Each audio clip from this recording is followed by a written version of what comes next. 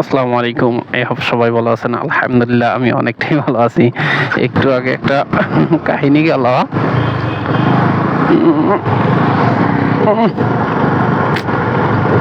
প্রচুর ধুলাবালু।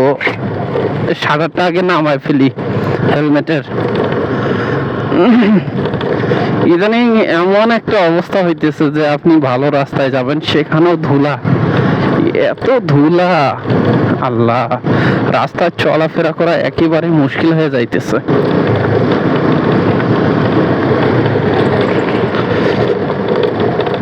এই জায়গাটা খুব খারাপ ছিল। আর আমার মনে হয় কি, এই জায়গাগুলো খুব তাড়াতাড়ি যদি আগের অবস্থা নিয়ে আসা হতো তাহলে খুব ভালো হতো। কেননা এইটা যেহেতু রানিং রোড, সবসময় গাড়ি ঘোড়া যাতায়াত করেই, মিস নাই এখানে।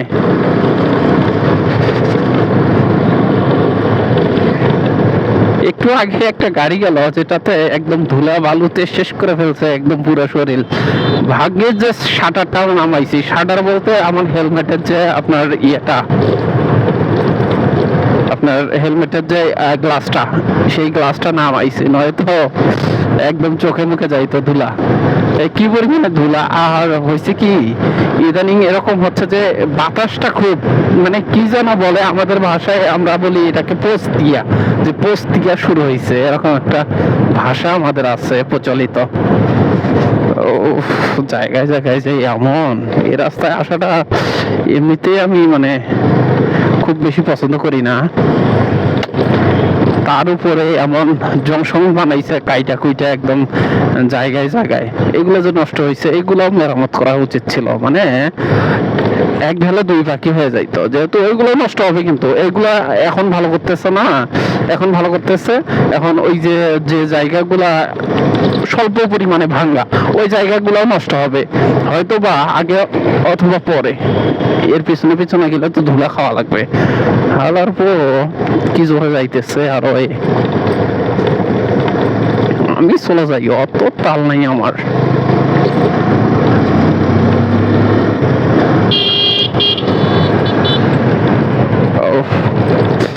শুধু এতটুকুই না, সামনে আরো আছে আপনার এরকম জংশন আছে।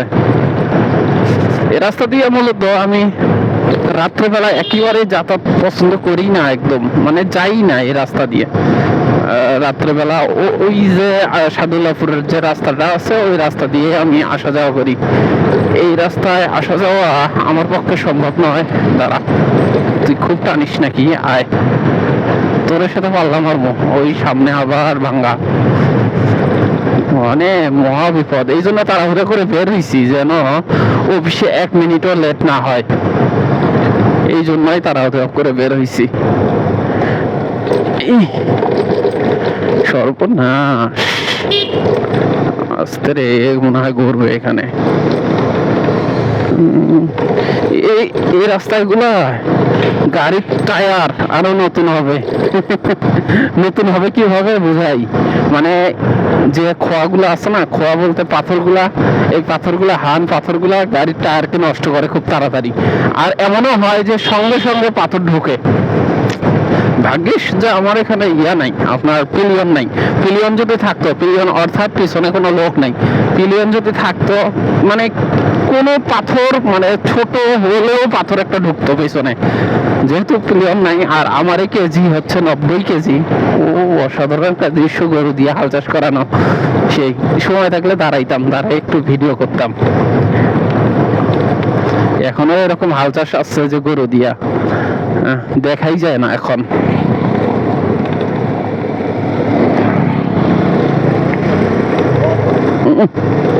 আমি যাই, মানে সামনের চাকা ঠিকই যায় সোজাসুজি, পিছনের চাকা বেঁকে যায়। কত দূর যে এরকম অবস্থা! ইন্নানিল্লাহ ইন্নানিল্লাহ ইন্নানিল্লাহ ইন্নানিল্লাহ। যাক, বেঁচে গেলাম এইবারের মতো। দিনের বেলায় এদিকে আসার আগে, কেননা ওই বছর সাদুল্লাপুর রোড হয়ে যদি আসি, আরো আছে, কাউ সারছে। পুরো রাস্তাটাই তো মেরামত করা যাইতো, তাই না? এই যে হ্যাঁ, পুরো রাস্তাটাই মেরামত করা যাইতো। কিরকম অর্ধেক করে মেরামত করতেছে, এগুলো কি বুঝি না কিছু। এদিক এদিক ঢলছে না, ডলার ক্ষেত্রে এই যে পাথরগুলো ভেসে ওঠে নাই, তা তো রিক্সই একটা, যেহেতু টায়ার রিক্স থেকেই যায়। বিশেষ করে প্লিয়ান, এই যে প্লিয়ান নিয়ে যাইতেছে এখানে, ওই যে ডাবল প্লিয়ান যদি আরো নিয়ে যাওয়া যায়, মানে 3 জন একটা মোটরসাইকেলে, এমন গাড়ি যদি এখানে আসে তাহলে নিশ্চিত তার টায়ারের একদম 12টা বেজে যাবে।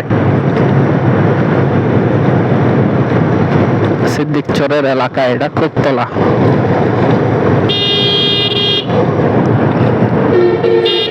সেদিন শুনলাম একজনে বলতেছে যে এখন যে জামানাটা, এই জামানায় নাকি চোর বাটপার গুলাও নাকি এখন ভোটে দাঁড়াবে, মানে প্রতিনিধি হবে, এখন জনসাধারণের প্রতিনিধি হবে।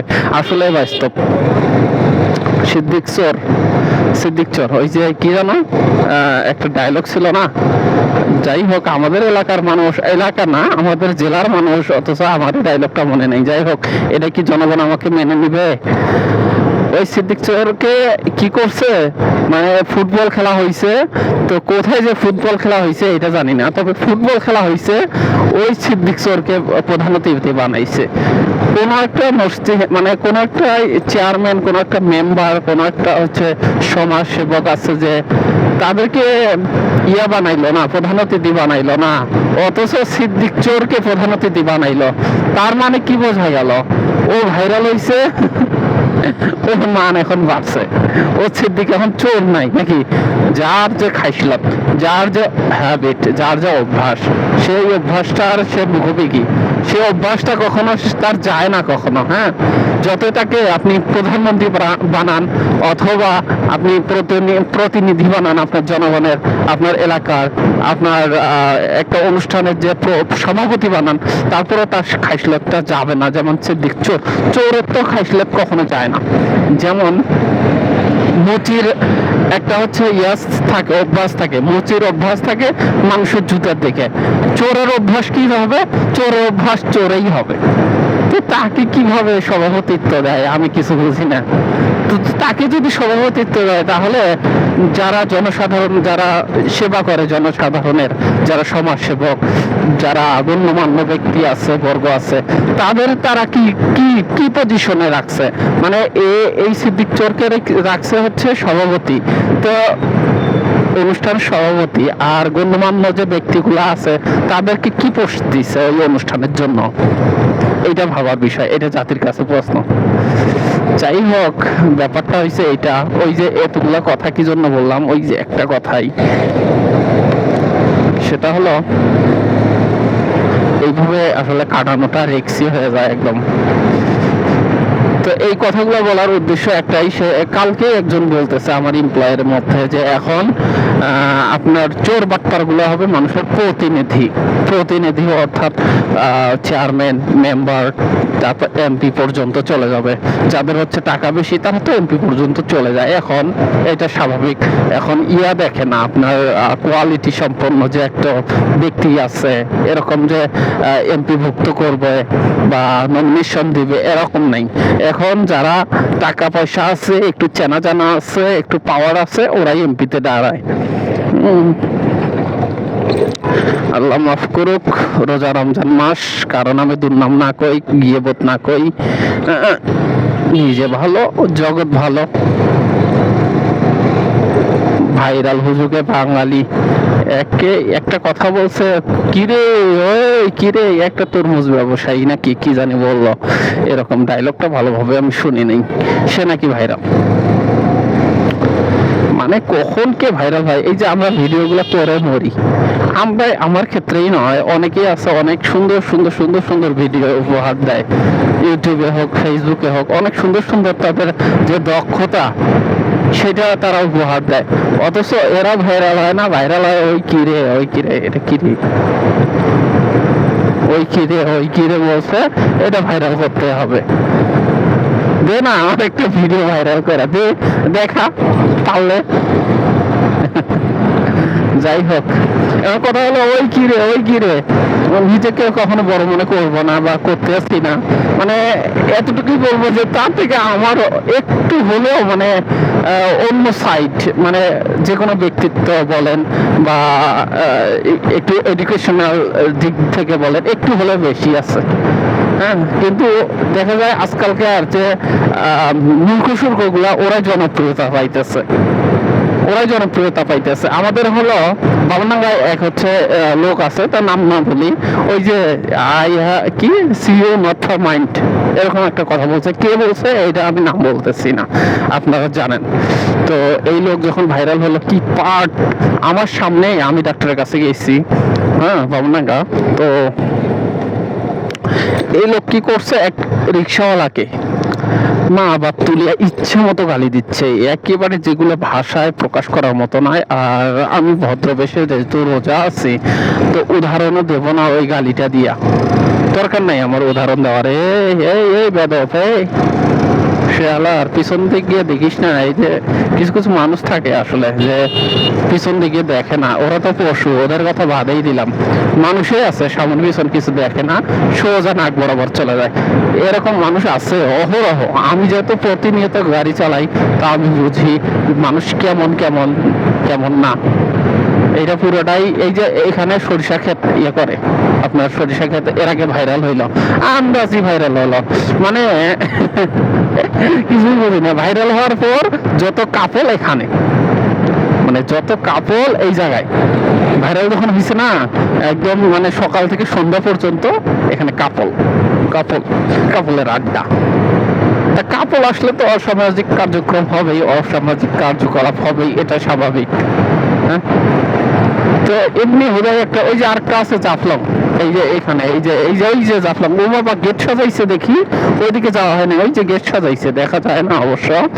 তো এই জাফলংয়েও আপনার কাপল আসে, নানান ধরনের কাপল আসে, যত প্রকার অবৈধ কাজকর্ম ওইদিকে হইতেছে। এখন মূল কথা হলো এটাই যে কোন জিনিসটা ভাইরাল করতে হবে, কোন জিনিসটা করতে হবে না, কোথায় এখন জিনিস ভাইরাল হয়ে যায় সেটা নিয়ে নানান মানে বিতর্ক সৃষ্টি হয়।